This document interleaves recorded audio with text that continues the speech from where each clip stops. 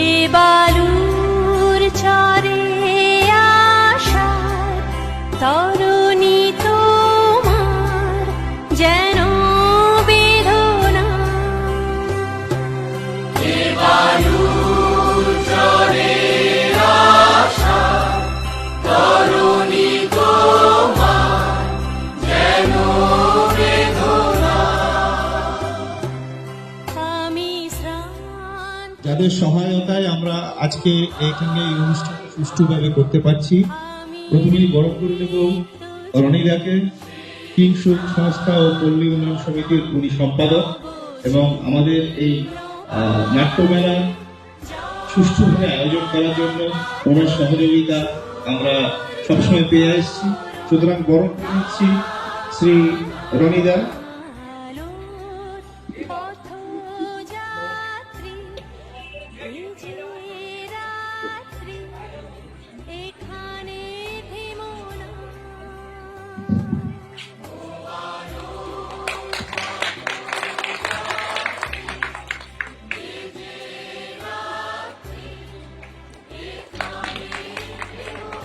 থেকেই শ্রী বিজয় মুখোপাধ্যায়।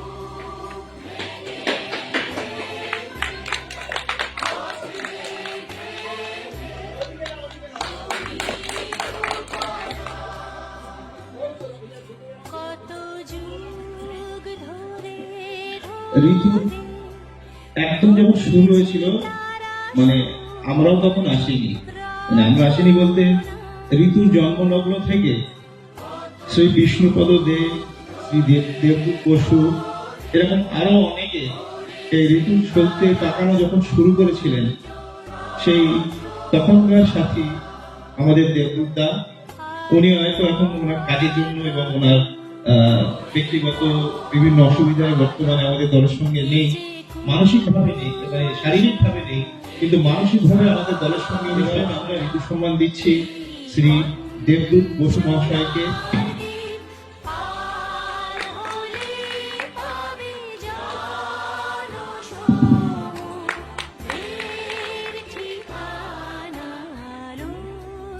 পথযাত্রী এই যে রাত্রি এখানে থেমো না।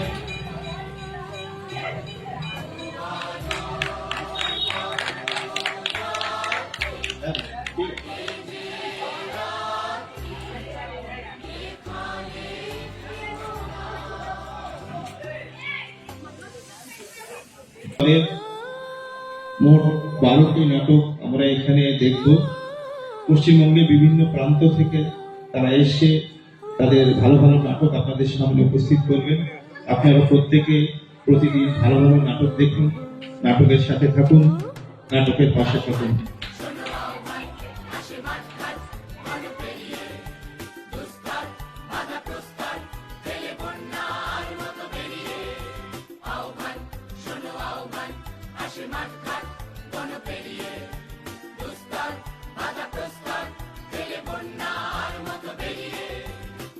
সঞ্চিত শক্তি দিয়েছে সারা হিমগিরি শুনল কি সূর্যের ইশারা, যুগ সঞ্চিত শক্তি দিয়েছে সারা হিমগিরি শুনল কি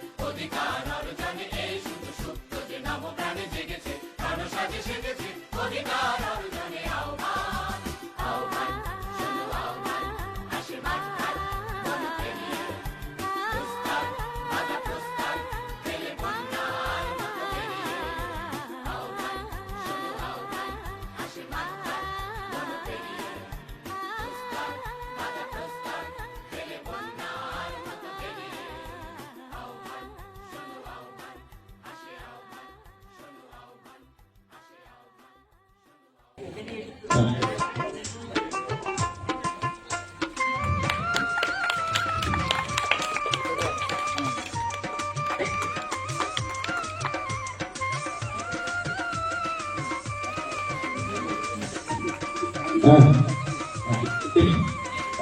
প্রিয়জনকে অনুরোধ করবো আমাদের দুটার কথা বলেন। আমি একটু পরিচয় করে দিই। আমার একদম বাদিকে যিনি অঙ্গনের ভূমিকা অভিনয় করবেন তিনি হচ্ছেন এই সময়টার একজন অন্যতম শ্রেষ্ঠ নাট্যকার নির্দেশক শ্রী মুরারি মুখোপাধ্যায়। তার পাশে যিনি আছেন ওনার স্ত্রীর ভূমিকা অভিনয় করবেন অঙ্কনা, তার নাম প্রীতি কর্মকার। রুচিরার ভূমিকায় যিনি অভিনয় করলেন তিনি হলেন বুদ্ধিলেখা মুখোপাধ্যায়, আর আমি বিজয় মুখোপাধ্যায়। আমাদের যিনি আলোক প্রত্যেপন করেছেন তিনি হচ্ছেন পিনাকি দাস। আমাদের যিনি আবহ প্রত্যেপন করেছেন তিনি হচ্ছেন জয়মন রায়। আর এছাড়া আমাদের মঞ্চ সজ্জাতে যিনি সাহায্য করেছেন গৌর তরফদার, অমল কুমার দে। ধানের সৌরভে আজকে মোদের নবান্নেরই উৎসবে তাক ধিনা ধিন ধিন বাজাও তাক ধিনা ধিন ধিন তাক ধিনা ধিন ধিন বাজাও তাক ধিনা ধিন ধিন।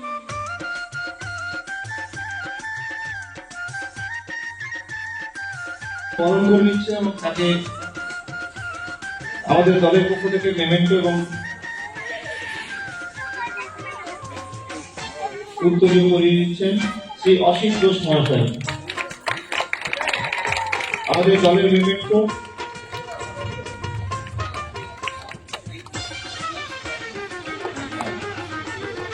ধানের গোলা ভৈরা চাষি আনন্দে গান গায়, নাই হরিদের সঙ্গে লয়া পিঠা পায়েস খায়। ধানের গোলা ভৈরা চাষি আনন্দে দলের পক্ষ থেকে শ্রী অসীম ঘোষ মহাশয় সঙ্গে লয়া আমাদের পায়েস খায়। উত্তর ফোরাম অনুষ্ঠানের নির্দেশক শ্রী অরিত্র মুখোপাধ্যায়কে পুরস্কার তুলে দিচ্ছেন। পরিচালক শ্রী কুমার মিত্র মাইতিকে বরণ করে নিচ্ছে প্রদীপ সরকার। বাজাও বাঁশি বাঁশরিয়া ঢোলক বাজাও ঢুলি আমাদের দলের মেমেন্টো ও পুষ্পস্তবক দিয়ে তাক ধিনা ধিন ধিন বাজাও তাক ধিনা ধিন ধিন। শ্রী প্রদীপ সরকার সম্বর্ধনা দিলেন উন্মিলন কেটাপুকের এই চোর চন্দ্রাস নাটকের নির্দেশক শ্রী কুমার মিত্র মাইতি। দর্শকদের কাছে নাটককে পৌঁছে দাও সেই উদ্দেশ্য নিয়েই আমরা কষ্ট করে এসেছি। আমরা আমাদের ভালো লাগবে যদি আমরা কাল থেকে শুনি ঠিকঠাক টাইমে নাটকটা শুরু হয়েছে, কারণ আমাদের শেষ করার কথা ছিল 9টায়, এখন 10:30 হয়তো বেজে গেছে। তো আশা করি কালকে আপনারা যারা গেলেন তারা প্রত্যেককে বলবেন, আশা করি ঋতু পুরো উদ্যোগ নিয়ে কালকে ঠিক সময় 9টা থেকে 9:30টার মধ্যে আপনাদের বাড়ি চলে যাওয়ার ব্যবস্থা করবে। 3টে করে নাটক ঠিক সময় শুরু করবে। ভালো থাকবেন, শুভরাত্রি। ঋতুকেও আমাদের অনেক অনেক অভিনন্দন, ভালোবাসা, শুভেচ্ছা। বাজাও তাক ধিনা ধিন ধিন।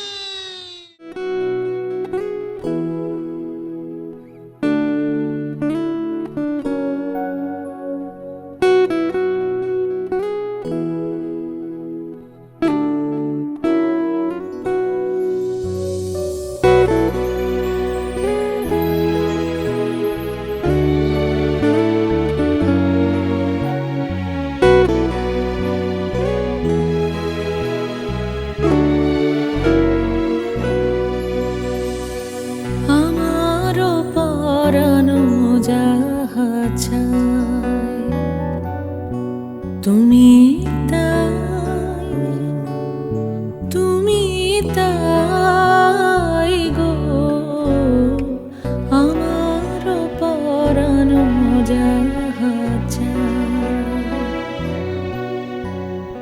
তোমা ছাড়া আরে জগতে মোর কেহ না, কিছু নাই গো,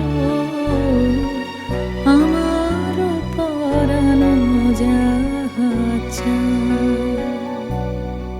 তুমি তাই।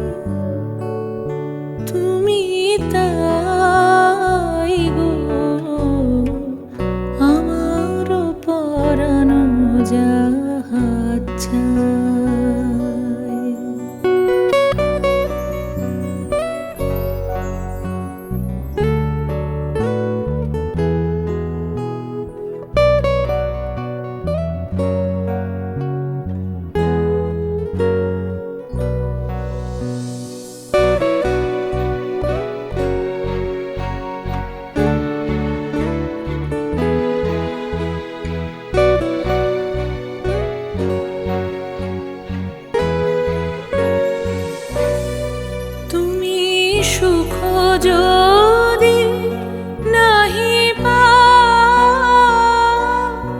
যাও সুখের সন্ধানে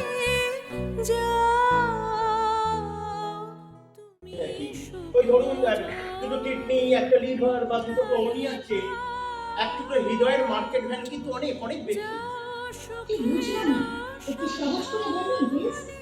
জানেন, আজকের দিনে দাঁড়িয়ে সারা পৃথিবীর সমস্ত মানুষের বুক ছুঁয়ে ফেললেও না এরকম বিশুদ্ধ আবেগের সন্ধান হাতে গোনা মাত্র কয়েকজনের কাছে পাওয়া যায়। একবার ভেবে দেখুন যে এই আবেগগুলো, এই ইমোশনস গুলো আমরা যদি কিউরিও আইটেম হিসেবে মিউজিয়ামে সংরক্ষণ করে রাখতে পারি, তাহলে আগামী প্রজন্মের কাছে, মানে নেক্সট জেনারেশনের কাছে ব্যাপারটা করে দাঁড়াবে। অবশ্যই এর জন্য আপনারা কিন্তু যথার্থ মূল্য পাবেন। ওই আগের অর্গানিক মিলটার চেয়ে অনেক অনেক অনেক বেশি। অনেক জানে কই যাইনি তো কোনোদিন, মাকে দেয়নি, দিব্যি ড্যাং ড্যাং করে চলে গেছে। তারপর বাপিও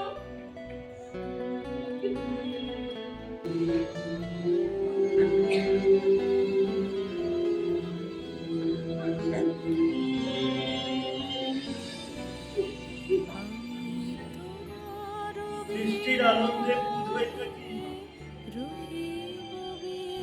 অভাব, বাড়ি, ঘুম, খাওয়া, কিচ্ছু কিচ্ছু মনে থাকে না, কিচ্ছু।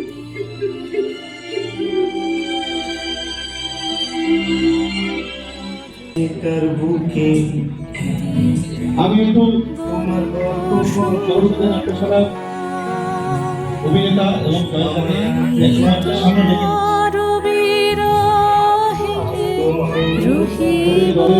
উত্তরীয় এবং তোমাতে করিব বাস দীর্ঘ দিবস দীর্ঘ রজনী দীর্ঘ বরষ। তো সব থেকে বড় ব্যাপার, তিনজনের ঋতুকে আমি তো আমার দল বলে মনে করি। এত ভালোবাসা পাই পারভেজদা প্রত্যেকটি সদস্যের কাছ থেকে, যে আমার মনে হয় না যে আমি তিনজনের ঋতুর বাইরে। এই নাটক প্রায় প্রথম দিকে যে যিনি দেখেছিলেন এবং আমার উৎসাহ জুগিয়েছিলেন, জয়ন্তদা দাঁড়িয়ে বসে আছে ওখানে। প্রথম ভালোবাসা দিয়েছিল যে জয়ন্তদা বলেছিল এগিয়ে যাও জয়েস। অনেক জায়গায় হয়তো সার্টিফিকেট পাইনি, তাও আমার ভালোবাসা পাইনি অনেক জায়গায় এই নাটক নিয়ে। অনেকে হয়তো বলেছে এইসব কি নাটক, চলে না।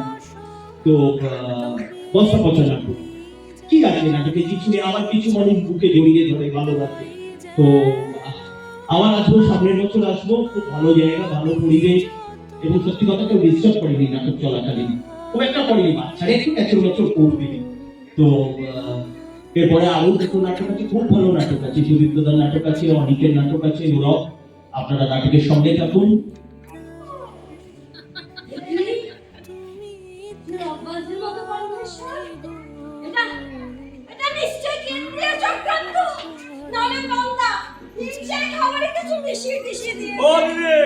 কাউকে দোষ দেবেন না, বুঝলেন? কাউকে দোষ দেবেন না, যা ঘটেছে সকলের চোখের সামনে ঘটেছে।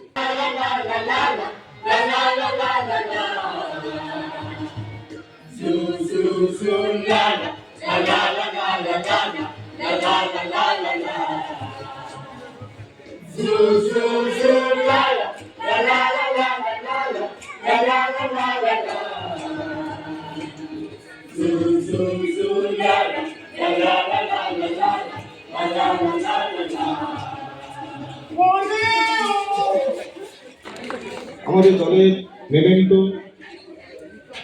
উত্তরীয় তুলে দিচ্ছেন শ্রীযুক্ত সরকারের হাতে সৌম্যদীপ তুঙ্গা। এবার আমি সমকালীন সংস্কৃতির নির্দেশক শ্রী সুদীপ্ত সরকার মহাশয়কে দু চার কথা বলার জন্য অনুরোধ করছি। নমস্কার। জানি না আপনাদের কেমন লাগলো এই নাটকটা, ভালো লেগেছে? তো এই নাটকের যারা কুশীলব আছে তাদের সঙ্গে একটু পরিচয় করি কি না?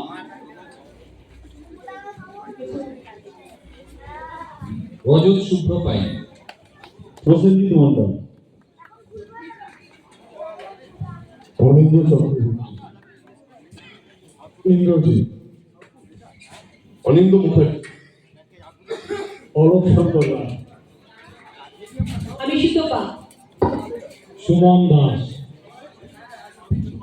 সুপর্ণা, তনিমা, অপর্ণা দাস, দেবীপ্রসাদ ঘোষ, সুপ্রজিৎ বসু, দীপাঞ্জন গাঙ্গুলি, দেবশ্রী মুখার্জী, মিত্রা দাস,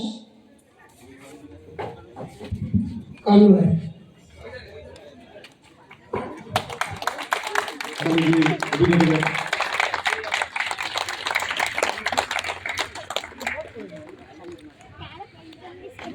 দলের পক্ষ থেকে নিযুক্ত এবং প্রদান করে দিচ্ছেন সুব্রত হালদার।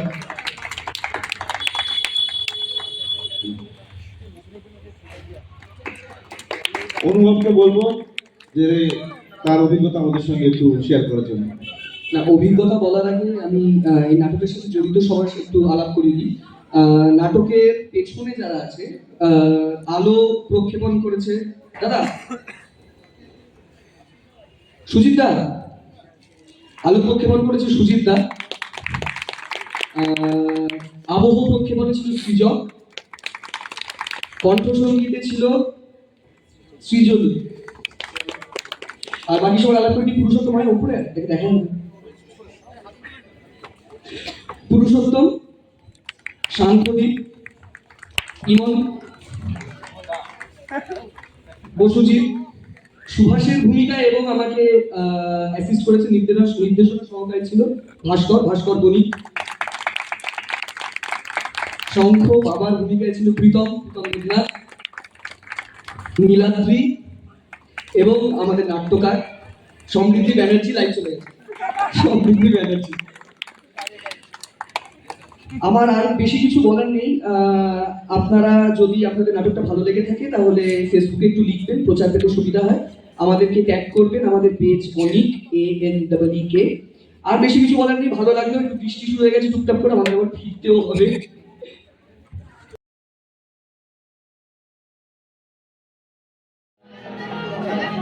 নমস্কার, শুরু করছি নাটক গ্রেট বেঙ্গল সার্কাস, রচনা নির্দেশনা সৌমিত্র ঘোষ,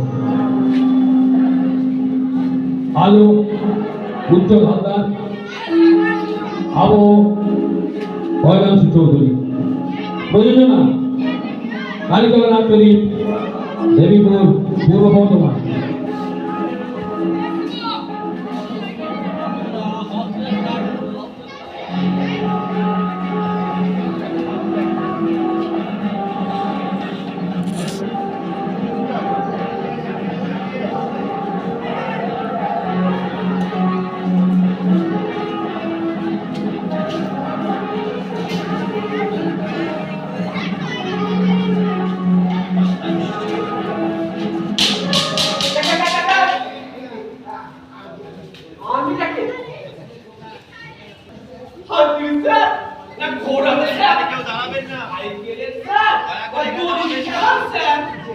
কি আবার কই এর পরেও আছে স্যার মালিক লোক চাইছি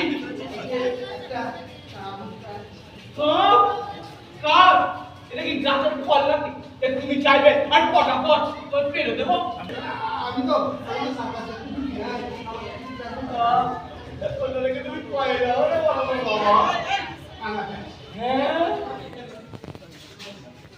এটা কি মালিক আপনি বলেছিলেন না এই সরকার চলে ওঠার জন্য প্রথম একটা হাততালির বীজ লাগে আমাদের 3টে লোক তো তেমন আছে 4টে লোক হলে চারিদিক থেকে একসঙ্গে হাততালি শুরু হলে আর 100 হাততালি দিয়ে উঠবে আর 100 হাততালি দিলে পুরো হাততালি দিয়ে উঠবে মানুষরা সবাই জানো পাশের মানুষ হাততালি দিলে কেউ চুপ থাকে না কেউ হাততালি দিয়ে ওঠে আর একটা লোক তো লাগে বলছো উঠে আসতে ভয় করে ঠিক আছে কাজটাকে বুঝিয়ে দাও উত্তরীয় পদে সংবর্ধিত করছি।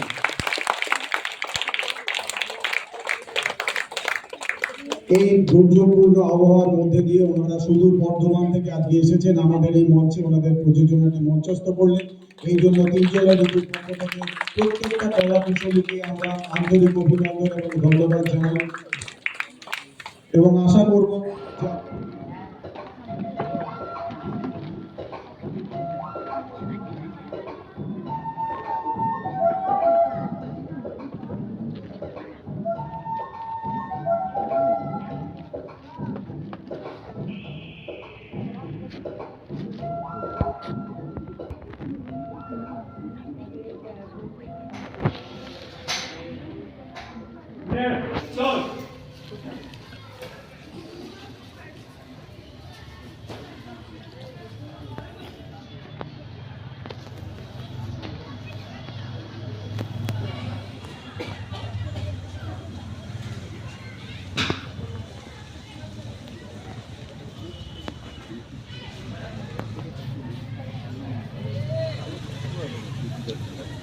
পাক্কা দুটো বছর এই দাঁড়াটা তার খোলাই হয় চোর থাকতে হাত লাগে গেছে।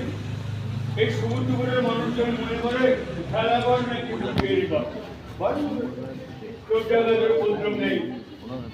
বারণ করে আমি বাবাকে বই বই করে বারণ করেছিলাম, বলেছিলাম যেও একা যেও না, তোমরা আমার কথা বলল সারা জায়গা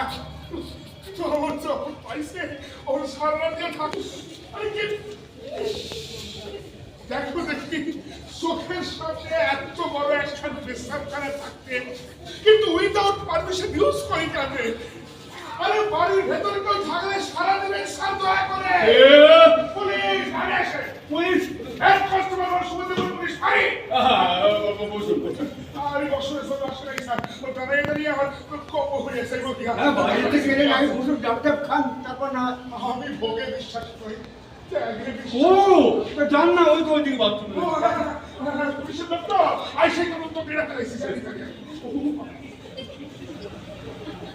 বাড়িতে পুলিশ এসেছে কেন? আপাতত পেছাপ করতে পরে ধন্দাটা আমার জানা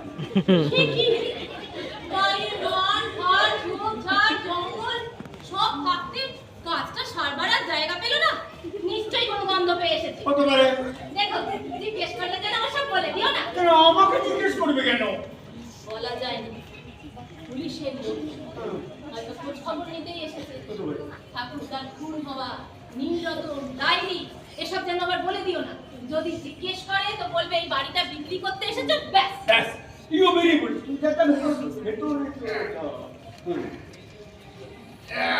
complete thank you thank you. হ্যাঁ আমার দমখান লই আসা বসুন বসুন। সত্যি আপনার এই সিভিক সেন্স দেখে আমি খুব মুগ্ধ হলাম মিস্টার হেড কনস্টেবল সুমন্দিপুর পুলিশ।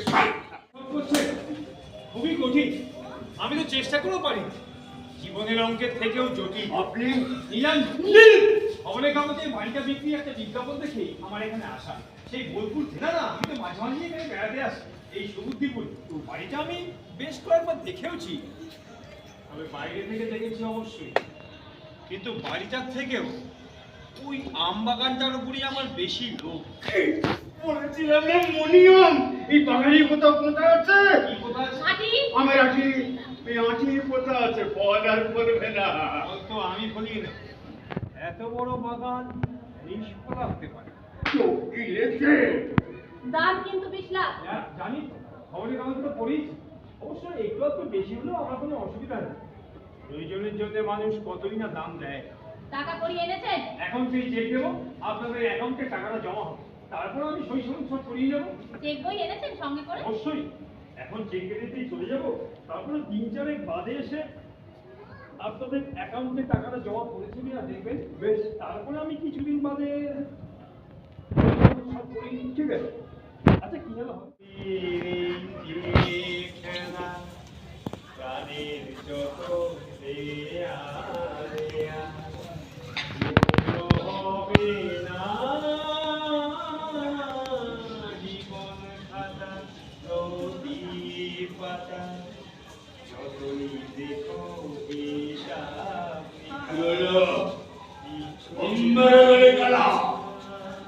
এমন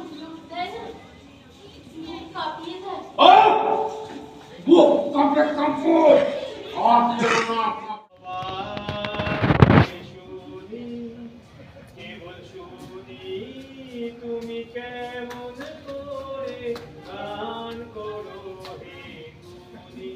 আসছে খুনি চাপা দিয়ে দাও মামনি। আসুন আসুন নিরঞ্জন বাস, ঠিকঠাক ব্যাংকে জমা করে দিয়েছেন তো? সেই কাক ভরে বেরিয়ে পড়েছিলাম, আপনার তো কোনো খোঁজ খবরই নিতে পারেনি। আপনার কোনো অসুবিধা হচ্ছে না তো?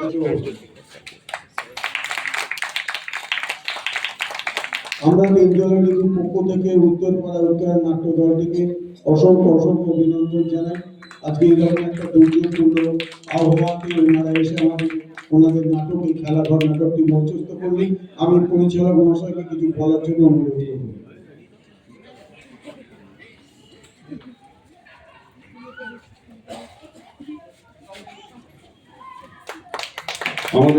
আমাদের এই নাটকের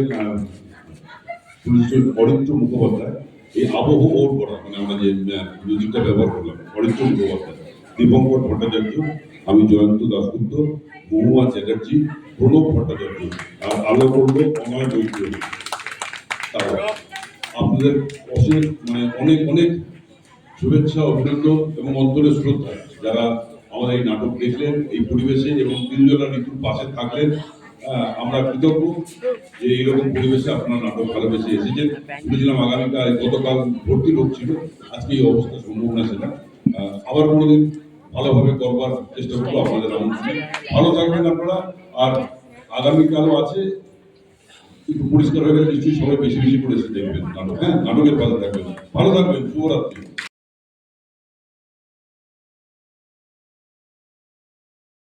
দুর্ভাগ্যবশত এটা আমাদের করতে বাধ্য হয়েছে, কারণ কিছু লোকজন আসতে একটু দেরি করেছে।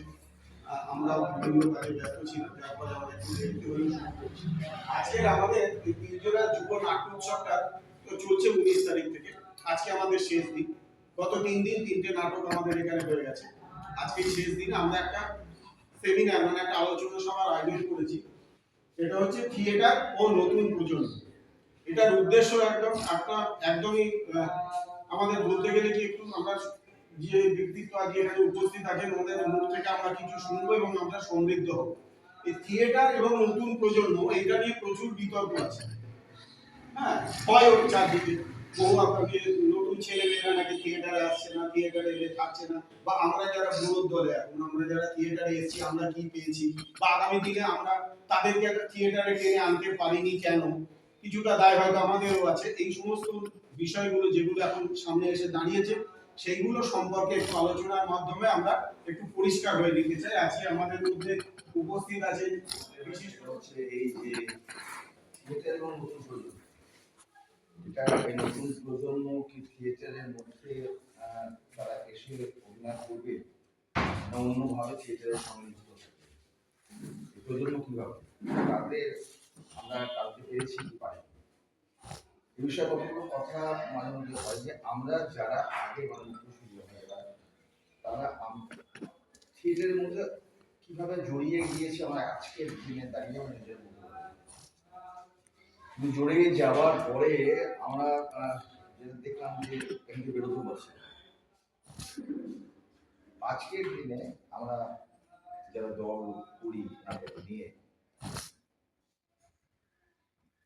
তাদের ওখানে আমাদের মতন লোকের সংখ্যা ক্রমাগত কমছে, এবং সেক্ষেত্রে আমরা যেটা চেষ্টা করি সেটা হচ্ছে নতুন প্রজন্মকে দলে নিয়ে আসা। সেখানে তাদের আনতে গিয়ে একটা জিনিস আমরা ভীষণভাবে লক্ষ্য করেছি, মানে এগুলো কানে শুনেছি, বলতে পারি না সবসময়। কোনো নাটক তৈরি করতে গেলে এখনকার সময় বেশ কিছু ইয়াং ছেলে নতুন প্রজন্মের তাদের স্কুলিং কোথায় হয়েছে যেরকম বললেন যে আমাদেরও তো একটা ছোট্ট একটা দায়িত্ব থেকে যায়, যেহেতু আমরা যে সিনিয়র হয়েছি এবং আমরা যে সমান কথাটা বললেন যে থিয়েটারের মধ্যেও কিন্তু থেকেও কিন্তু পয়সা রোজগারের অনেক জায়গা আছে অবশ্যই। হ্যাঁ, এবং বিনয়বাবু বললেন পয়সা কেউ কাউকে ডাকবে বলে আমি তো ফ্রিল্যান্স, কিন্তু আমার যেটা আমি একজন নাট্যকর্মী হিসেবে যেটা আমার কথা সেটা হচ্ছে নিজেকে বিক্রি করতে গেলে নিজেকে যেভাবে তৈরি হতে হয়, এখনকার যারা নতুন ছেলে মেয়ে যারা আসছে তারা কি সেইভাবে তৈরি হয়ে আসছে, এটা একটা কিন্তু প্রশ্ন। হ্যাঁ, এটা ঠিকই যে নাটকে যেমন অনেক দিকগুলো আছে তারা হয়তো অতটা বিশদভাবে জানে না বা ওইটাকে কি করে পয়সা রোজগার করতে হয় সেটাও তারা জানে না, কিন্তু আমি যে বিক্রি হব বাজারে বা আমাকে দেখে লোকে 100 টাকার টিকিট কাটবে, আমি কি নিজেকে সেই জায়গায় তুলে আসতে পারছি বা পারবো, সেই পরিশ্রমটা কি এখনকার জেনারেশনের থিয়েটারের ছেলেরা করে? যেমন আমি আমার জীবন দিয়ে বলি, আমি খুব বড় বয়সে থিয়েটার করতে এসেছি, একটা জায়গায় চাকরি করতাম, সেখানে আপনার বছরে একটা করে সেই প্রোগ্রাম হয় না সমস্ত অফিস ক্লাবে, তো সেইবার ঠিক হয়েছিল নাটক হবে, তা সেইবার আমিও নাটক করতে ঢুকেছিলাম। আমার মনে আছে উৎপল দত্তের সন্ন্যাসী তরবারি নাটক।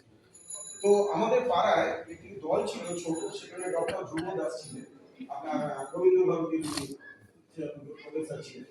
তা আমি নাটকটা করে খুব আনন্দ পেয়েছি, সবাই খুব ভালো বলেছে, একটা ভালো অফিস ক্লাবে যা হয় খুব ভালো একটা গিফটও দিয়েছে।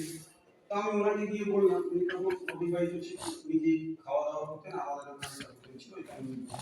তা আমি গিয়ে ওনাকে যখন বললাম যে দেখুন আমি নাটক করেছি, আমি বেস্ট অ্যাক্টর হয়েছি, প্রাইজ পেয়েছি, বলে তুই তাহলে চলে আয় আমাদের দুর্গা মন্দিরে। তা আমাদের ওখানে দুর্গা মন্দির ছিল, ওখানে সাকনিক বলে একটা থিয়েটারের দল ছিল। আমি যেদিন প্রথম যাই আমাকে রবীন্দ্রনাথ ঠাকুরের বিসর্জন নাটকটা উনি করতে দিয়েছিল, ঠিক আছে? আমি ওর পড়া শুরু করেছি, তখন রবীন্দ্র ভারতী প্রচুর ছিলেন ওইখানে হিসাবে। তো প্রথম কথা উনি 2-3 লাইন পরেই বললেন যে তুই একটা বাঙালির ছেলে, বাংলা ভাষা ভালো করে উচ্চারণ করতে পারিস না, থিয়েটার করতে এসেছিস। আর তখন খুবই সম্মানে লেগেছে এত লোকজনের সাথে। যাই হোক, তারপরে আবৃত্তি সংস্থায় ভর্তি হয়েছি, উনি আমার অনুযায়ী করেছিলেন, তারপর থেকে থিয়েটার আমি থেকে গেছি। কিন্তু এই যে জার্নি, এই যে ধৈর্যটা, এই ধৈর্যটা কিন্তু থাকা খুব দরকার। মানে এখন সিস্টেমটা এমন হয়ে গেছে, যারা এখানে অনেক সিনিয়র মানুষ, অনেক ছেলেমেয়েরা পড়াশোনা করে, পড়াশোনার ক্ষেত্রেও তাই এখন সেই দাঁড়িয়ে গেছে যে তুমি এই করলে এই পাবে। সেই কারণে ওদের একটা ধারণাই হয়ে গেছে থিয়েটার তো বরাবর লক্ষ্মী ছাড়ে, লক্ষ্মী খুব একটা নেই থিয়েটারে। তবু এখন কিছু কিছু সুযোগ এসছে, কিছু কিছু পয়সার মুখ দেখছি এখন। ধরুন 100 টাকা হলো বা 50 টাকা হলেও একটা আপনাকে দিতে হয়, একটা গাড়ি ভাড়া তারা পায়। কিন্তু আমরা যখন থিয়েটারে এসেছিলাম, আমাদের কিন্তু একাডেমির সামনে যে ব্যানারটা থাকতো, সেই ব্যানারটাতে আমাদের নামও যেত, নাটকের নাম যেত। আপনারা সিনিয়র যারা আছেন দেখবেন, নাট্যকারের নাম, পরিচালকের নাম, আমার দল বলছি, আলো তাপস সেন, মঞ্চ খালেদ চৌধুরী, পঞ্চানন্দের মেকআপ। ব্যাস, আমাদের নাটক যারা দলটা পুরো খেটে খুঁটে চালাচ্ছি আমরা, যে থিয়েটারটাকে আমরা এগিয়ে নিয়ে চলেছি, দলটাকে এগিয়ে নিয়ে চলেছি, আমাদের কিন্তু কোনো নাম তখন বোর্ডে যেত না। এখন কিন্তু বোর্ডে অভিনেতা অভিনেত্রীদের নামটা যায়, তারা কিছু পয়সাও পায়। আমরা তো মানে ধরুন গাড়ি ভাড়া খরচা করে আমরা থিয়েটারে এসেছি, তো সেক্ষেত্রে একটু সুযোগ সুবিধা যে থিয়েটারে হয়নি তা নয়, হ্যাঁ সেক্ষেত্রে হচ্ছে। কিন্তু কেউ যদি কিছু না শিখে না জেনে, ধরুন গান শিখতে হলেও তো তাকে একটা রেওয়াজ করতে হয়, সাইকেল চালাতে গেলেও তাকে শিখতে হয়। কিন্তু অনেকেরই ধারণা আছে, সময় তো আমারও ছিল, থিয়েটার করতে গেলে ওই তো লেখা ডায়লগ আছে, কিন্তু যেভাবে পরিচালক বলবে আপনি চা খাবেন, আমি বলবো আপনি চা খাবেন, এইভাবে তো খুব ইজি জিনিস বলে। কিন্তু আমি আমার ব্যক্তিগত জীবন দিয়ে নাট্যকর্মী হিসেবে বলতে পারি, থিয়েটারটা আমি যতদিন করছি ততদিন আমার কাছে কঠিন লাগছে। একটা ছোট্ট উদাহরণ দিই, আমি কলকাতায় ছিলাম, অসিত মুখোপাধ্যায় আমার গুরু। তা অসিতদা মাঝে মাঝে আমাদের ক্লাস নিতেন, আমাদের শিক্ষক একটা স্কুল ছিল, সেখানে অরুণদা, বিকাশদা, সুনীলদা সবাই ক্লাস করতে আসতো। তো একদিনকে ওই রকম সবাই অসিতদা সব আমরা জল ঘিরে বসে কি গড়িয়াহাটে একটা সুরতীর্থ করে আমাদের রিহার্সাল করেছিল। তো সেই দিনকে বলা হলো যে তোমাদের একটা টপিক দেওয়া, তোমরা অ্যাক্টিং করে দেখো, আমাকে বলো তুমি সকালবেলা ঘুম থেকে উঠেছো, এমন সময় দেখছো তোমার বেল বাজছে দরজা, করো তুমি। আমি যথারীতি একটা চেয়ার নিলাম, বসলাম, বেল বাজলো, তাকালাম, চেয়ারটা কাগজটা উঠলাম, কাগজটায় রাখলাম, সোজা দিকে দরজাটা খুললাম, খোলা আসুন। হয়ে গেছে, এবার যখন রিভিউ হচ্ছে তখন আমাকে উনি প্রশ্ন করলেন, আচ্ছা তুমি যে যাও রাস্তাঘাটে অফিস করছো, এ করছো, বাস ট্রাম হ্যান ত্যান ঘুরছো বেড়াচ্ছো, তুমি কি দেখো? আমি বললাম হ্যাঁ স্যার, কেন দেখবো, নিশ্চয়ই দেখি। বললো না তুমি দেখো, তুমি তাকাও, তোমার সমাজের প্রত্যেকটা মানুষের ভেতরে তোমায় ঢুকে যেতে হবে কে কি করছে। ধরো বাস স্ট্যান্ডে 5টা লোক দাঁড়িয়ে আছে, 5টা লোকের 5 রকম ব্যস্ততা, তাদের অ্যাটিটিউডও কিন্তু অন্যরকম। ওই এক্সপিরিয়েন্স গুলোকে যদি মাথায় নাও, যখন কোনো ক্যারেক্টার পাবে তখন সেটাকে তুমি ইউজ করার চেষ্টা করো। তুমি তাকাও, দেখো না, তুমি দেখো একটা মেয়ে সুন্দর দেখতে, সে আসছে, কেন তাকে সুন্দর লাগে, তুমি একবার তাকালে ভাবতে পারো, আবার অন্যদিকে কেন দেখতে অসুবিধা নেই। তো সেই দিন আমি জানলাম যে দেখতে হবে সমাজকে যা কিছু আছে, যা কিছু এই যে একটা প্রসেস, একটা মানুষের কিছু শেখার একটা যে প্রসেস, সেই প্রসেসটা হয়তো আমাদের এখানে এখন অনেকটাই বন্ধ হয়ে গেছে, কারণ মানুষের উৎসাহ কমে গেছে। হয়তো যারা আসছে নতুন তাদের শেখার উৎসাহ হয়তো কমে গেছে, তাদের সেই ধৈর্যটাও হয়তো কমে গেছে সেই কারণে। কিন্তু এই যে থিয়েটারটা করতে গেলে, বা আমি যদি বলতে চাই যে আমি ফ্রিল্যান্সার, আমার 1000 টাকা করে দিতে হবে, এই 1000 টাকাটা চাওয়ার পেছনে আমার যে জার্নিটা করতে হবে, আমি বিক্রি হবো কি হবো, সেইটা আমার মনে হয় একটু খামতি এখনকার আছে। এখনকার ছেলেরা যদি একটু শেখে, তাহলে একটু শিক্ষিত হয়ে যদি আসে থিয়েটারটা করতে, তাহলে থিয়েটারের উন্নতি, যে দলে থিয়েটার করবে সেই দলে উন্নতি। এটার একটা বিষয় আছে যে আমি যে টাকা দেবো বা চাইব, সেটা আমি জাস্টিফাই করতে পারছি না। আমি জাস্টিফাই করতে পারছি না যে আমি এই অর্থ চাইছি, সেটা আমি জাস্টিফাই করছি যে এই অর্থটা আমি চাইতে পারি। মাসিক চট্টোপাধ্যায় শিল্পায়ন হতে পারছে না। ওরা যে কি লড়াইটা করেছে, আমার সাথে লড়াই করেছে 1995-96 সালে, যখন প্রতিযোগিতা মালা ডাক নাটক করতো। আজকে সে শিল্পায়ন একটা স্টুডিও থিয়েটার করেছে, যে ইয়ে হতে। এই যে নতুন প্রজন্মকে প্রথমে সুশিক্ষিত করতে হবে। হ্যাঁ, এখন ধরুন এগুলো নতুন প্রজন্মদের সামনে বলতে পারার জন্য এটা 5-6 জনের সমাধান নয়, এগুলো শুধু আলোচনার স্তরেই থেকে যায়। এটাই হচ্ছে, সেমিনারও কেউ শোনে না, এগুলো সংগঠিত করা যাচ্ছে না, এবং খুবই একটা যন্ত্রণা। এবং যারা নাটক দেখবার বাসনা করে, যেগুলো ভাবে নাটকে লেগেছে, নাটকটা হচ্ছে যাই গিয়ে তারা ক্ষতিগ্রস্ত হয়ে বেরিয়ে যাচ্ছে। কালকে আমি ভেতরদড়ি দেশবন্ধু স্মৃতি পাঠাগার একটি 46তম নাট্য প্রতিযোগিতা মঞ্চে আমি উপস্থিত ছিলাম। ওখানে রাত্রে থেকে ট্রেন ধরে আমি এখানে এসেছি। সেখানে প্রথমে একটি সুব্রা রায় বলে নাম করে ধরেছি, ওই কৃষ্ণনগরের একটি মেয়ে নাটক করলো। সে আপনি ভাবতেই পারবেন না, সে যেখান থেকে নাটক ধরটাই, যে নাটক নিয়ে তার প্রায় অসংখ্য মেয়ে আছে। ওই যে ভদ্রমহিলা সমস্ত মহিলাদের গতবার আমি উৎসব দাসের নাটকে সারা রাত দিয়েছিলাম। আমি ছিলাম তখন, আমরা ওখানে বন্ধু করেছিলাম, বন্ধু আমি দেখেছি। ওটা রাবণ ছিল, আমি ওই দেবারায় দেখেছি। বাবা, আমি তো লিখেছি তো, অসাধারণ করেছি। ওই আপনি যে এমনি লিখলেন, ওখানে দেখেছি। আবার এই বললেন এইসব কথা মাফ করবেন, এই ইচ্ছাপুরার সারা রাত্রি ওকেও আমি দেখেছি। আমি ছিলাম, আমি উদ্বোধনে ওখানেও আমি মঞ্চে উঠেছিলাম। আচ্ছা, আমি বলেছি আপনাদের পরিচালকের নাম দিয়ে আলোকনাথ আমি বলেছিলাম যে আপনাকে আমি ভালো লিখেছি, বেরিয়েছি।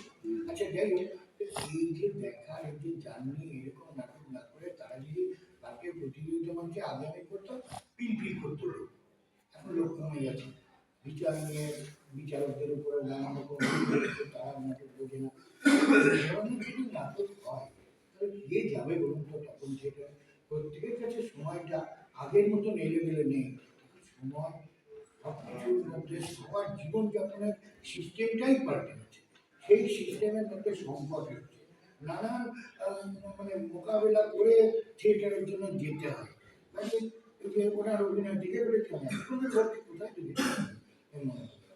এইরকম জার্নি যদি কেউ না নিতে পারে, আমি তার কাছে হাত জোর করে বলবো তার থিয়েটার করতে আসার দরকার। আর যারা পরিচালক, যারা দলের সংগঠক আছে, সবার কাছে একটা জিজ্ঞাসা ছুড়ে দেবো, আপনি কি ভালো অভিনেতা? আপনি কি ভালো অভিনেতা? যদি আপনি বুকের সাহস থাকে, হ্যাঁ আমি অভিনেতা, তাহলে অনেকগুলো রোল বারবার করে করে দেখুন। আপনি ভালো অভিনয়টা তাদেরকে শেখান। নতুন প্রজন্মকে নেওয়া হচ্ছে কেন জানেন? মত তৈরি করার জন্য। গ্রামবাসী দিনের পর দিন, বছরের পর বছর মারব, এটা দিয়ে সেটা একটা তৈরি করলে সে তো সাজ করত। তাকে ভালো খাবার খাওয়ানো হচ্ছে না। নতুন প্রজন্মের খুব দোষ নেই। আমি হয়তো এলেবেলে করে অনেকগুলো জায়গা আমি ছুঁয়ে যাচ্ছি। নতুন প্রজন্ম গল্প রঙ্গাশ্রমের সন্তান আমি প্রায় ভারতবর্ষব্যাপী অভিনয় করছে, মাত্র 10 মিনিটের একটা রোগ। সে বাকি রোগগুলো 2011 থেকে 2019 পর্যন্ত। এমনকি ওই যেটা দমদমের ওখানে যে প্রতিযোগিতাটা প্রাপ্তবয়স্করা করেন না এখন যেটা করছে না না আগে একটা প্রতিযোগিতা ইন্দ্রজিৎ চক্রবর্তী যেটা করেন পাইকপাড়া তাতেও পর্যন্ত সন্তান হয়েছে, সেটা 2019 সাল এবং পুরস্কার পেয়েছে। তখন অনেক ছেলে মেয়েদের মত ছিল, সেটা যদি 2 বছর পর ও আত্মরা পাল্টে গেছে ওরা নেই না তাদের আবার ও আমি বলবো আমি বলবো এই করে করে যাচ্ছে এবং তারও নাটকের প্রচুর ন্যাশনাল স্কুল অফ ড্রামার শিক্ষক কিন্তু একটা অভিনেতা তৈরি করতে পারে। আপনারা জেনে নেবেন এখন দলটার অঙ্গাশ্রম দলটা গরম করে নেই, যাদবপুর ঢাকুরিয়া অঞ্চলে নিজে এসে পেড আর্টিস্ট নিয়ে তারপর সুমন সিংহ এইসব অনেকে মধ্যে করছে। কিন্তু এই যে তৈরি করতে না পারা, এটাই কিন্তু নতুন প্রজন্মের কাছে আমাদের না পাওয়ার থেকে যাচ্ছে। উনিও ইয়াং ছিলেন, আমিও ইয়াং ছিলাম, আপনিও ইয়াং ছিলেন, কে না তরুণ ছিল। হঠাৎ করে রাত্রে একদম দূরে নাই নিয়ে আসতে এবং অভিনয় করতে, এটা কিন্তু বড় সমস্যা, এটা ঠিক। আর নতুন প্রজন্ম আসার ব্যাপারে তাদেরকে ভাবাতে হবে, আর ভাবাতে হবে মানে কি তাদেরকে বোঝাতে হবে। আর আমি এই কারণেই বলছি যে থিয়েটার পড়ে তো সেভাবে কেরিয়ার জায়গাটা তৈরি করতে পারবে না অ্যাকচুয়ালি, জানা নেই। কিন্তু আমরা মানে সবাই ঠিক জানেন, আপনারা হয়তো জানেন না যে থিয়েটারে অনেকটা কিন্তু কেরিয়ারের জায়গা আছে, সেটা কিন্তু জানেন। নতুন প্রজন্ম কিন্তু ভাবাতে হবে।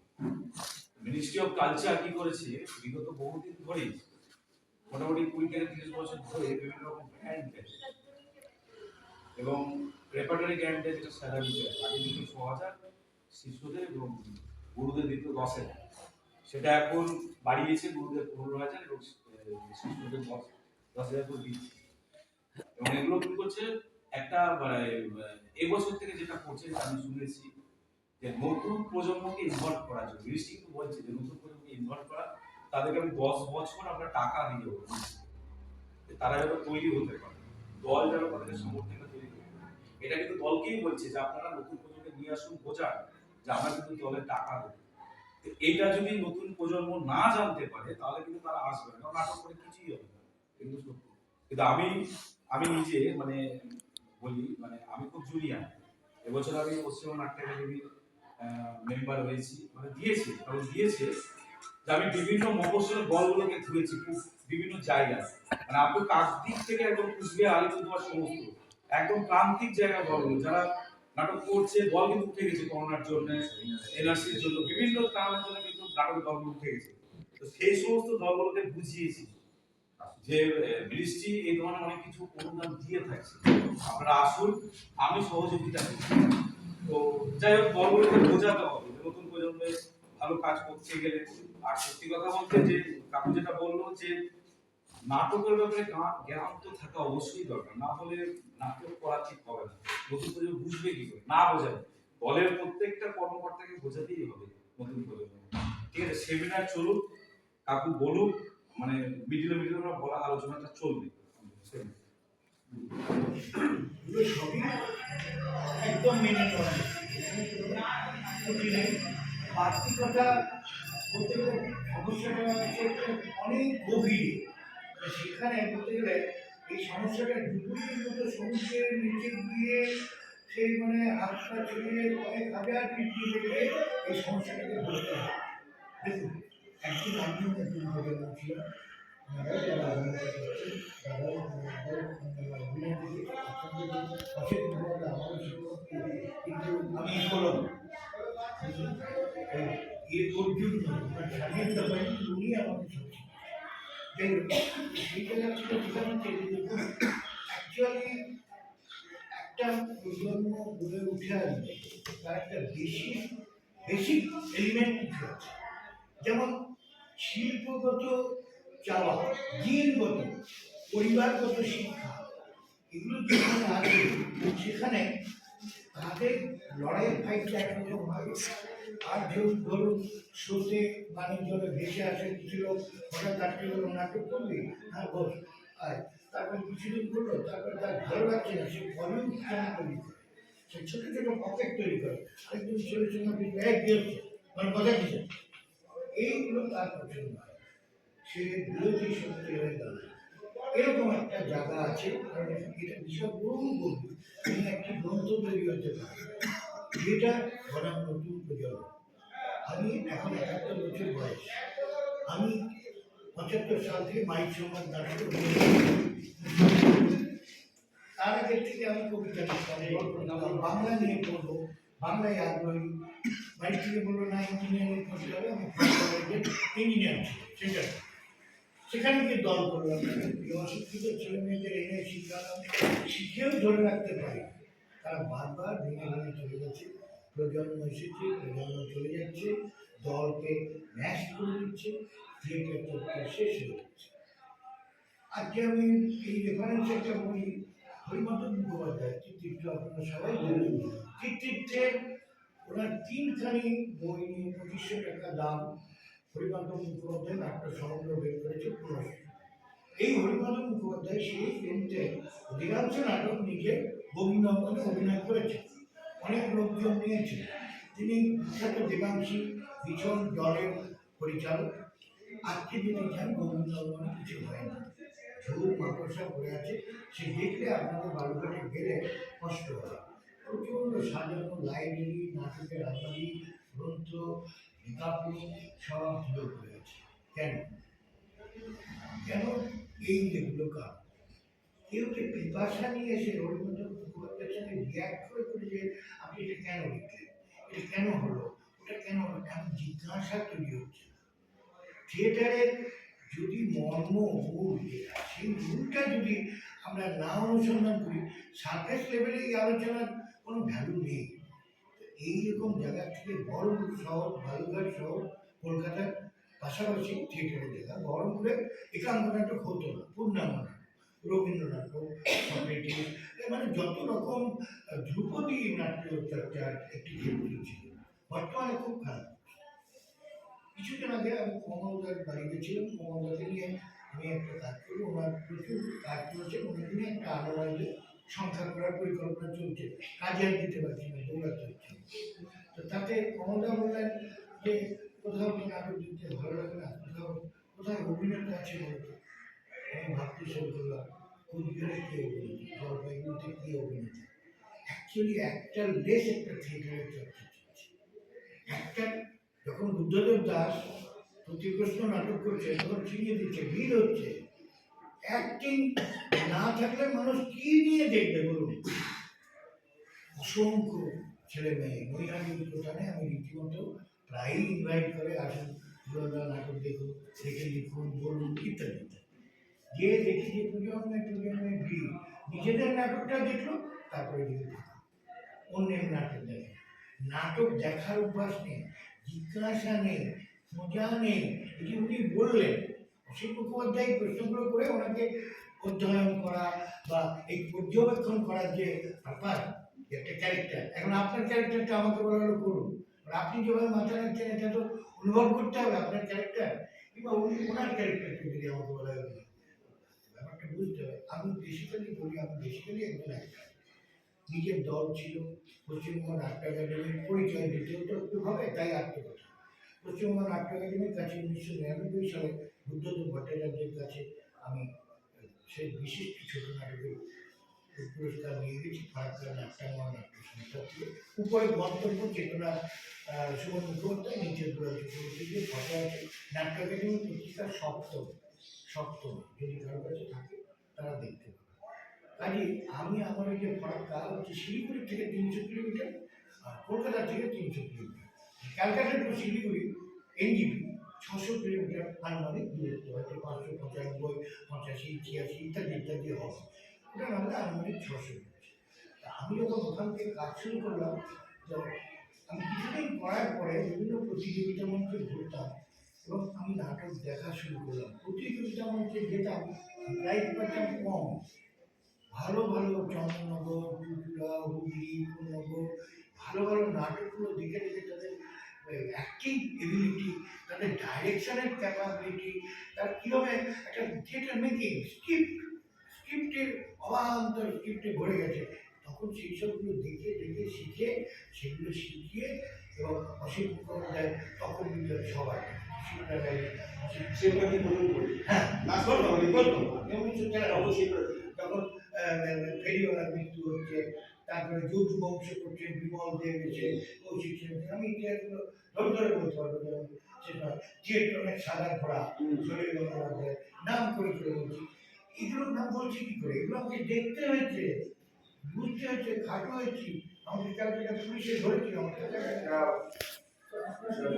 সেটা হচ্ছে এই যে থিয়েটার এবং নতুন প্রজন্ম, এটা নতুন প্রজন্ম কি থিয়েটারের মধ্যে তারা এসে অভিনয় করবে বা অন্যভাবে থিয়েটারের সঙ্গে যুক্ত থাকবে, প্রজন্ম কীভাবে তাদের আমরা টানতে পেরেছি কি পারিনি।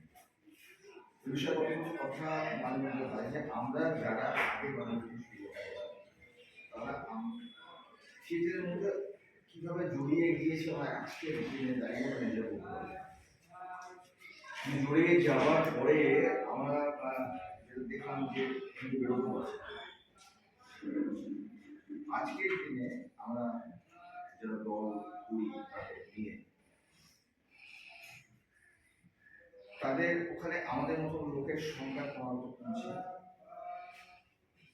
এবং সেক্ষেত্রে আমরা যেটা চেষ্টা করি সেটা হচ্ছে নতুন প্রজন্মকে দলে নিয়ে আসা, সেখানে তাদের আনতে গিয়ে একটা জিনিস আমার ভীষণভাবে লক্ষ্য করেছি, মানে এগুলো কানেকশন হয়েছি বলতে পারি না সবসময়।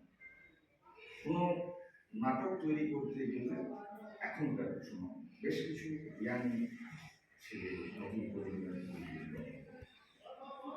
তাদের স্কুলিং কোথায় হয়েছে, কীভাবে তারা নাটক করে, নাটক বলতে কী বোঝে, পাঠক করতে কী নিয়ম অনুবর্তিতা শুরু যেতে হয়, এগুলো কিন্তু আমরা ফলো করি। আজকে তারা কতটুকু, আমি তাদের কতটুকু বুঝতে পারছি বা তাদের থিয়েটার শিক্ষা কতটুকু অ্যাজ এ পারফর্মার তারা কীরকম, আমি বোঝার আগে তারা আমার কাছে স্পষ্ট কথা বলে। সেটা হচ্ছে যে আমি করতে যাচ্ছি পয়সা দিয়ে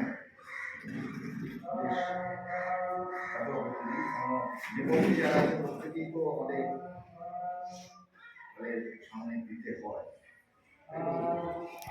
নাটক করাতে গিয়ে দেখতে পাই যে তাকে যেভাবে এক্সপেক্ট করেছি, যেহেতু সে ফিনান্স করে এবং কিছু নিয়ে তারা করতে চায়, আমি তো চাইব যে এই প্রজন্মের ছেলেগুলো যারা নাটকের মধ্যে থাকবে তারা সেইভাবে কিছু সমস্যা মঞ্চে উঠে অভিনয় করার ক্ষেত্রে সমস্যা, শব্দ প্রক্ষেপণের ক্ষেত্রে সমস্যা, উচ্চারণের সমস্যা, আরো নিতে জানার সমস্যা, এই নানা রকম সমস্যার মধ্যে দিয়ে আমাদের যেতে হচ্ছে। আবার এও আছে যে চরিত্র বুঝিয়ে দেওয়ার পরে আমাকে খুব একটা বেশি পরিশ্রম করতে হয় না, তার সঙ্গে কিছু কম। ফলে হচ্ছে কি নতুন প্রজন্মকে আজকে আমাদের ভীষণভাবে দরকার কোনো নাটক মঞ্চস্থ করতে গেলে, কারণ সবই তো আমাদের এই বয়স্ক লোকেদের নিয়ে নাটক তৈরি হবে এরকম আশা করতে পারি না। ইয়াং জেনারেশন দরকার, ছেলে দরকার, মেয়ে দরকার, সবই, কিন্তু ইয়াং জেনারেশন ছাড়া হবে না। কিন্তু তাদের কিভাবে পাবো এটা বড় প্রশ্নের জায়গা রয়েছে। বহু নাটক আমরা করতে গিয়ে সিলেকশন করে কাজ করার পরে বলা হচ্ছে যে ঘটনা ঘটছে। আবার এটা তো আমাদের নতুন প্রজন্মের ছেলেমেয়েরা তারা নাটক করবে, সেই জন্য তারা এখানে আসবে, এরা নাটকের মধ্যে যুক্ত থাকবে, নাটক দেখবে, নাটক নিয়ে পড়াশোনা করবে, নাটক নিয়ে কালচার করবে, এই সংযুক্ত করবে। এটা যারা আমার যে নাটক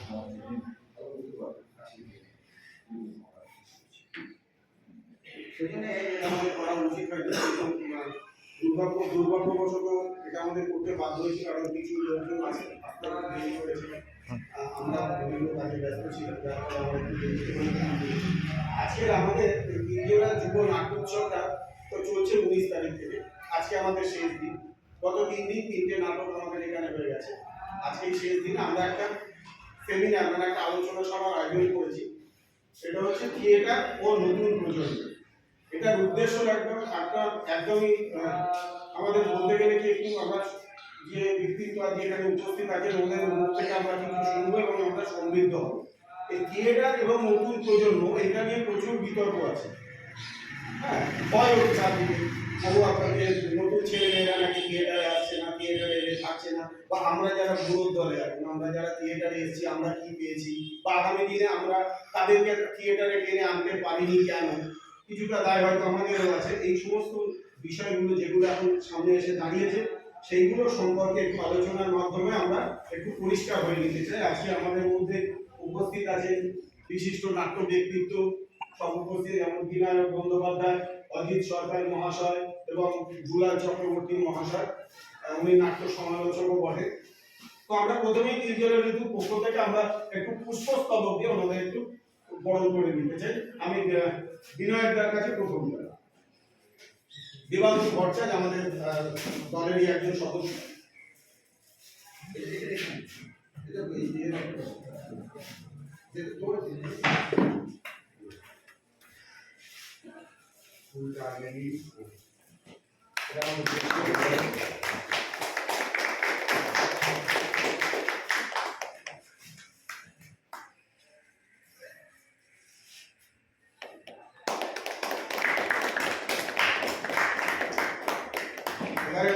অজিত সরকার মহাশয়।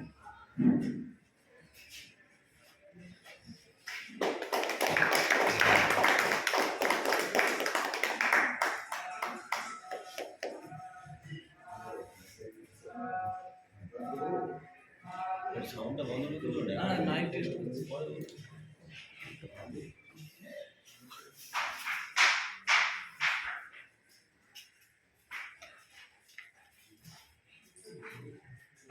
এবারে দুলাল চক্রবর্তী মহাশয়, উনি একজন নাট্য সমালোচক, নাট্যকর্মী। আমাদের সামনে আজকে এই সেমিনারে উপস্থিত হয়েছেন, এই জন্য তিনজনের নীতির পক্ষ থেকে ওনাকে অনেক অনেক ধন্যবাদ জানাই।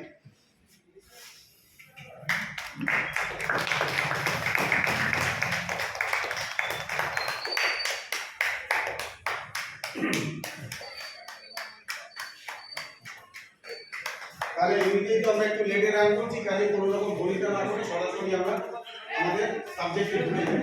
আমি প্রথমে বিনায়ককে বলবো, প্রথমে আমি বিনায়ক বন্দ্যোপাধ্যায়কে অনুরোধ করবো উনি থিয়েটার এবং নতুন প্রজন্ম সম্পর্কে কিছু মূল্যবান কথা আমাদের সামনে প্রত্যেকটা দলই পড়ে। আমি যেমন এসে শুনলাম যে তিনজোড়া ঋতু নিজস্ব কোনো মেয়ে নেই দলে, তাই তো নিজস্ব দলে মেয়ে নেই এবং নাটক অভিনয় করতে গেলে বাইরে থেকে আর্টিস্ট হিসেবে নিয়ে আসতে হয় এবং অভিনয় করতে হয়। এটা কিন্তু বড় সমস্যা, এটা ঠিক। আর নতুন প্রজন্ম আসার ব্যাপারে তাদেরকে ভাবাতে হবে, আর ভাবাতে হবে মানে কি তাদেরকে বোঝাতে হবে। কারণ আমি এই কারণে বলছি যে থিয়েটার পড়ে তো সেইভাবে কেরিয়ার জায়গাটা তৈরি করতে পারবে না, অ্যাকচুয়ালি জানা নেই। কিন্তু আমরা মানে সবাই ঠিক জানি, আপনারা হয়তো জানবেন না যে থিয়েটারে অনেকটা কেরিয়ারের জায়গা আছে, সেটা কিন্তু জানেন। নতুন প্রজন্ম কিন্তু ভাবাতে হবে। মিনিস্ট্রি অফ কালচার কি করেছে বিগত বহুদিন ধরে, মোটামুটি 20 থেকে 30 বছর ধরে বিভিন্ন হ্যান্ড দেয় এবং রেপার্টারি গ্যান্ড দেয়, যেটা স্যালারি দেয় 6,000 শিষ্যদের এবং গুরুদের দিত 10,000। সেটা এখন বাড়িয়েছে গুরুদের 15,000 এবং শিষ্যদের 10,000 করে দিচ্ছে। এবং এগুলো কি করছে একটা এবছর থেকে যেটা করছে সেটা আমি শুনেছি যে নতুন প্রজন্মকে ইনভলভ করা যায়। মিনিস্ট্রি কিন্তু বলছে যে নতুন প্রজন্মকে ইনভলভ করা, তাদেরকে আমি 10 বছর আমরা টাকা দিয়ে দেবো, তারা যেন তৈরি হতে পারে, দল যেন তাদের সামনে থেকে এটা কিন্তু দলকেই বলছে যে আপনারা নতুন প্রজন্ম নিয়ে আসুন, বোঝান যে আমরা কিন্তু দলের টাকা দিই।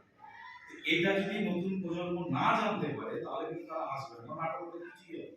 কিন্তু আমি নিজে মানে বলি, মানে আমি খুব জুনিয়র, এবছর আমি পশ্চিমবঙ্গ নাট্য একাডেমির মেম্বার হয়েছি, মানে গিয়েছে যে আমি বিভিন্ন মফস্বল দলগুলোকে ঘুরেছি বিভিন্ন জায়গায়, মানে আপনি কার্তিক থেকে এখন কুচবিহার আলিপুরদুয়ার সমস্ত একদম প্রান্তিক জায়গা দলগুলো যারা নাটক করছে, দল কিন্তু উঠে গেছে করোনার জন্য, এনআরসির জন্য, বিভিন্ন কারণের জন্য কিন্তু নাটক দলগুলো উঠে গেছে।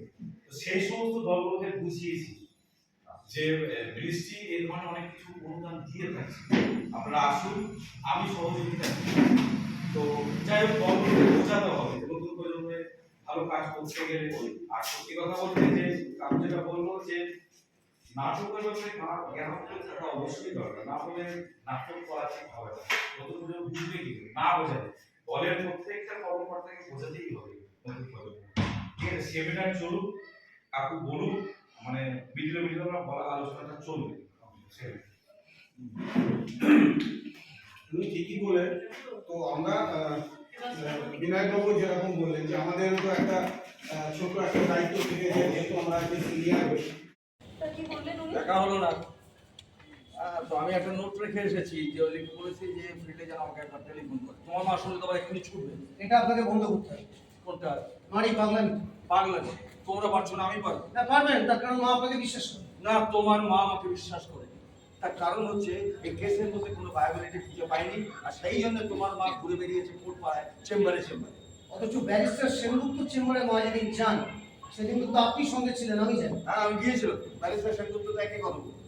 তখন জ্যোতি বললো যে লিগাল পয়েন্টস আমি খুঁজে দেবো। ব্যারিস্টার সেনগুপ্ত বললেন যদি পান তখন আমি দেখবো। ফোকাস করেছে, তার মানে যদি লিগাল পয়েন্টস খুঁজে পেয়েছে, ও কিন্তু কোনোদিন আইন নিয়ে পড়েনি।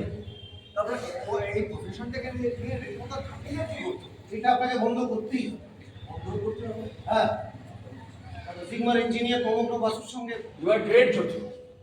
I must say you are great. It's the citizen's responsibility. Jyoti, you have done it. আপনিও কিন্তু অনেক করেছিলেন। না, আমি কিচ্ছু করিনি। অনেক করেছেন, অনেক। যা করেছো সব তুমি। কত ঘোরাঘুরি আপনি করেছেন বলুন তো? কত অপমান, কত ছোট হওয়া। দেখে, আজ তুমি ভীষণ খুশি, আমি খুশি। হ্যাঁ, আজ তাহলে আসি। হ্যাঁ, একটু কি চলে যাবেন? হ্যাঁ, খালি মুখে এত খুশির খবর দিয়ে? কি হলো? আপনি একটু বসুন, আমি একটু।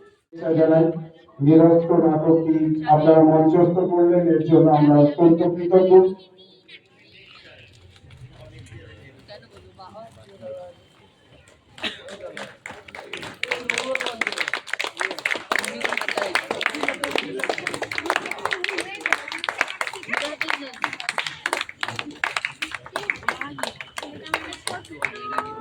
আমি বিনয়বাবুকে একটু অনুরোধ করবো যদি কিছু ঘটে থাকে, অনুভূতি আপনাদের মধ্যে কোনো অনুভব তৈরি করে থাকে, সেটা আমাদের জন্য বড় তৃপ্তি। আমাদের ভালোবাসবেন, আমাদের কথা বলবেন, সুযোগ পেলে আমাদের মনে দেখতে আসবেন, আবার আসবো আশা করি।